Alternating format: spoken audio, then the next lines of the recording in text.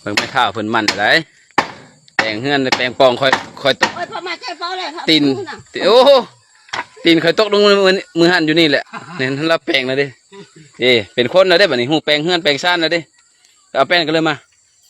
เป็นคนนะครับสวัสดีทุกคนเนาะ FC เฮาหมดสุขุสุคนเนาะพี่น้องเนาะมันก็ปัญหาช่วงนี้เฮาก็สิเว้าเรื่องที่ว่า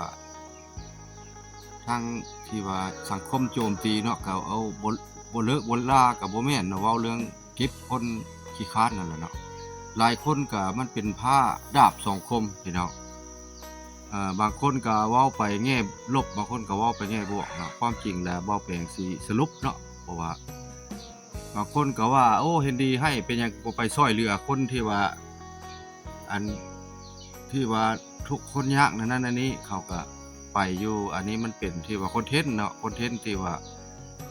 ก่อนอื่นหมดกระทั่งหมดก็ขออนุญาตทางคลิปวัยรุ่น90เนาะที่ว่าเป็นต้นฉบับคือผ่านมาแล้วพอว่าแปลงก็มาลงสิแม่น2คลิปหรือว่าคลิปแรกนี่แหละเนาะเอาสิเว้าสู่ทาง FC ฟังเนาะอันนี้มันเป็นคอนเทนต์แล้วก็เว้าเรื่องคนขี้คร้านเนี่ยมันก็บ่เคยมีแต่ว่าเราก็คร้านแท้เนาะเป็นหยังจะว่าบ่ไปช่วยเหลือคนที่ว่าอันนั้นอันนี้หลายคนที่บ่พอใจนะก็แม่นก็ไปช่วยอันนี้ล่ะเราขี้คร้านแต่ว่าเราก็บ่ได้ไปเดือดร้อนอันนะค่อยมาคิดเราบ่ได้มีเหตุไปเดือดร้อนแล้วก็เราก็อยู่พอเราเมียเราก็ถือว่าพออยู่พอกินพอใจไปหาให้ลูกให้พ่อกินพ่อก็อยู่ในเฮือนลูกมาก็นั่งกินนอนกินก็เรื่องสิทธิของบุคคลอันนี้เนาะท่านผู้ชมเนาะขอสิเว้าเนาะบัดนี้สมมุติที่ว่าคนที่ว่าเอาเงินไปให้เราที่ว่ารับบริจาคนะอายขี้คร้านเราดังล่ะสมมุติว่าเราดังขึ้นมาล่ะเราบ่แม่นว่าตอนเราบ่ทันดังบ่แม่นเขาเจ้าสิไปให้อันนี้ย้อนหยังย้อนผลประโยชน์ของตัวเองเพื่อว่าย้อนไลค์ย้อนแชร์เนาะย้อนไลค์ย้อนแชร์เนาะสมมุติว่าเอาเครื่องไปแจกให้บริจาคคือเท่าขี้คร้านนี้เนาะจากละคนหลวงจันทร์ที่ว่าเดินไปเมืองเวียงทองก็ไกลเติบค่อยเบิ่งก็สิประมาณอยู่100กว่าลักแต่ว่าเขาเจ้าก็ยังไปเนาะมีแต่คนดังหมดช่องดังหมดแหละไปหาเราน่ะไปเพื่อสร้างคอนเทนต์ของตัวเองเนาะมื้อวานนี้ก็เขาเอาเงินเข้าไปฝากธนาคารค่อยเห็นเนาะ2ล้านเนาะเอาฝากธนาคารอยู่ธนาคารของอันอยู่เมืองเวียงทองนั่นแหละบนธนาคารส่งเสริมกิจกรรมแล้วเขาก็บ่ฮู้เรียนเนาะนั่นแหละเนาะบัดนี้คือซองใหญ่ๆคือซองผู้บ้านดองนี่ก็ได้โทรดินนั่นเนาะเดี๋ยวนี้ก็ดังแฮงแล้วเนาะบ่พื้นว่าคนเฮาเรื่องการช่วยเหลือของคนมันก็ช่วยแต่ว่าผ่านมาก็มีอยู่คลิปที่ว่าคนไปช่วยไปถ่ายคนทุกข์ยากแล้วบัดนี้ละมือซุปเปอร์เนาะมือซุปเปอร์ลาวหรือว่าไอดอลหรือว่ามือซุปเปอร์อยู่ในลาวเนาะไปถ่ายไปช่วยลังทุกข์ลังยะก็เขาเจ้าก็บ่ทันมีเงินที่ว่าช่วยปานนั้นบ่แม่นว่าเจ๊หนอมเนาะคือเจ๊หนอมละแม่นไปช่วยที่ว่าคนติดถ้ำเอาเงินเท่านี้ไปช่วยหรือว่าบ่าววินบ่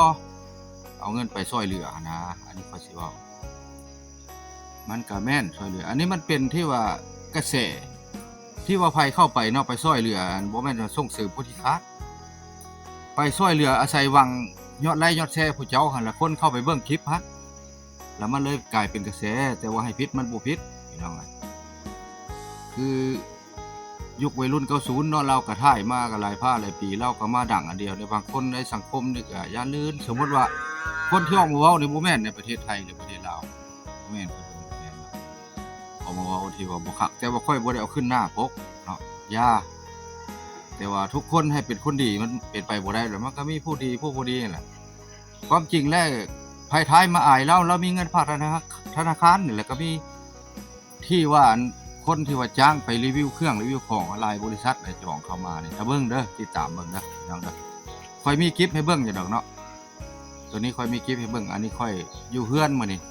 อยู่เฮือนเอาลูกเอาหลานนี่ไปไสคั่นนางมาพี่ไปไสมาเข้ากองก่อนว่าเข้ากองก่อนนี่ลูกหลานเนี่ยเอาลูกเอาหลานบ่ได้ไปถ่ายคลิปนี่ก็นี่ค่าเอาลูกเอาหลานเพราะว่านี่คนที่1นี่คนที่1นี่อยู่ห้องใดนี่ป.3 อันนี้เด้ป.3 อีกอันนี้เด้ป.4 แนะนำตัวชื่อเด้ชื่อในชื่อในใดชื่อยะชื่อทิพย์นางนี่นางทิพย์นางนี่เด้ลินดาเมื่อเอาน้องมาไปเมื่อนำน้องมาไปเมื่อนำน้องอันนั้นมาเด้อที่ล่ะพี่น้องเนาะอยู่เฮือนก็ได้ สนทนาเนาะคือเบาแปลงนี่กับ FC เข้ามาช่วงนี้ก็ปรากฏว่าที่ว่ามารับชมก็ถือว่าพอสมควรอยู่เนาะก็ขอขอบคุณน้ำหลายๆเนาะทาง FC เฮาที่ว่าเข้ามาเป็นห่วงเป็นใยช่วงที่ว่าเฮาบ่ได้ไปถ่ายคลิปนะเฮาบ่ได้ไปถ่ายคลิปอันนี้แหละเว้าเรื่องคลิปคนขี้คร้านค่อยก็มีคลิปมาให้เบิ่งอยู่ดอกเนาะผิดพลาดประการใดก็ศึกษานํกันเนาะพี่น้องเนาะคนเฮาซุมื้อนี่มันก็คนเฮามันก็มักเบิ่งก็คือกันกับแสดงละครไปถ่ายคลิปเนาะเฮาก็แนวมันบ่ผิดนั่นแหละเนาะคนมันมักเบิ่งไปด้านนั้น สมมุติคือไปถ่ายคลิปโอ้แนวมันดีไปยังบ่ส่งเสริมกันแน่ว่าไปส่งเสริมแต่คนขี้คร้านเอาเงินเอาคำไปให้มันบ่แม่นเฮาสิตั้งไปให้เวลามันดังแล้วมันมีกระแสแล้วเขาจะเอาเครื่องไปรีวิวสินค้าให้คนขี้คร้านนั้นแล้วอาศัยเพื่ออยากได้ยอดไลค์ยอดแชร์ของเจ้าของคนเข้าไปเบิ่งในช่องนั้นสมมุติว่าไผมีเงิน 50,000 เนาะจะไปหาผู้ขี้คร้านได้ไปยามได้ไปหาผู้ยามผู้ขี้คร้านแล้วเขาติดประกาศเลยเงิน 50,000 เจ้าไปหาเขาหันเอาเงินให้ 50,000 บางเทื่อก็กว่าหันเจ้าก็ได้หน้าได้ตาเขาเบิ่งคลิปเจ้าเด้เขาเบิ่งคลิปเจ้าได้หน้าได้ตาในช่องเจ้าก็ยอดไลค์ยอดแชร์เจ้าก็หลายเนาะหลายๆคนก็หลายๆช่องก็จนดังหมดแล้วก็หลงจันในประเทศลาวนี่ฮอดเมืองไทยเนาะพี่น้องเนาะ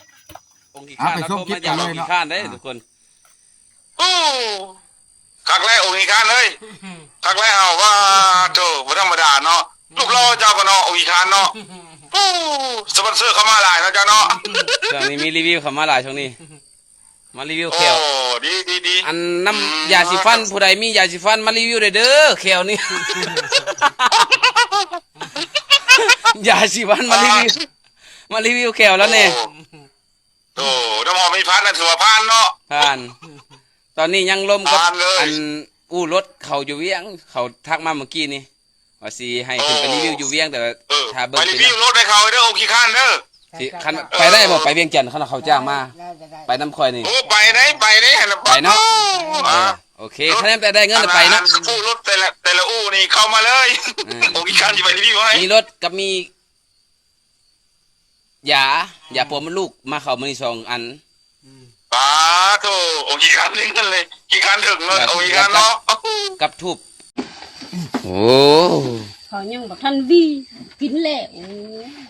แล้ว เข้าแล้วล่ะก็กินได้นะ เงี้ยว่ะ โอ้ โอ้โห ฮ้อนแล้วเนาะขับบรันวีสั่วตายแท้เข้าบวีก็โดดมือควับใส่มือจับควายอยู่ก็ยังไป บ่จับคนจับเข้าสิน่ะ นอนจึ๊กขึ้นมาบ่เห็นเมียถอกเข้าปุ๊บเล่นปั๊บใส่เลย ไม่ได้อยู่แห้งเหรอ โพดโพให้เขาวีแล้วกันเด้ บ่อยากแห้งกันหลัง คึมแต่ผู้เดียวตัวเองเข้าบ้านเมืองเข้าบ่คึมแต่ตัวคนเดียวนี่แหละ เพราะมันดังแห้ง ยากก็อดก่อนบอกเขาวีมันปานมันสิตายนาทีบ่ฮอดนาที มันพวกมันหิววิบเลย หิวคนอื่นเลยซั่นนะ คือพวกอื่นเขาบ่หิวคือแค่ผู้เดียวแม่เอาเข้าตลอด โพดโพคุณกินคือแซ่บแห้งเลยคนใด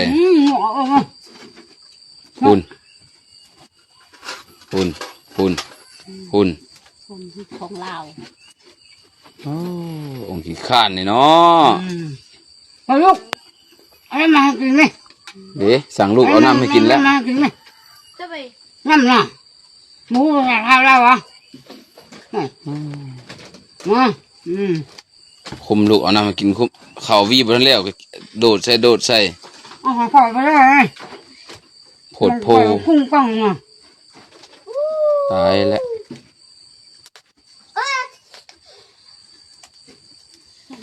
เปลี่ยนแปลงได้ไหมหน่อยหนึ่งแม่ เก็บไปได้มันไม่ได้เลย อยากอดก่อนบ่เขาเห็นแล้ว ว แม่นบ่ทันแล้วโดดกุบซื้อแปลงเฮือนแปลงปองคอยตก โอ้ยพอมาใจเฝ้าเลย ตีนโอ้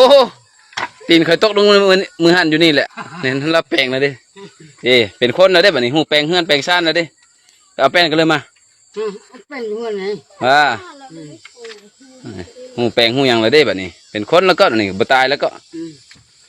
ตายแล้ว ใครน่ะหนึ่งแล้วทุกคนเอ้ยนี่แหละชีวิตคนนั้นบ่ได้เสมอไปมันก็ยังเปลี่ยนคนมันยังมีจิตสำนึกเป็นคนจังไดมันก็ต้องเปลี่ยนได้นะคน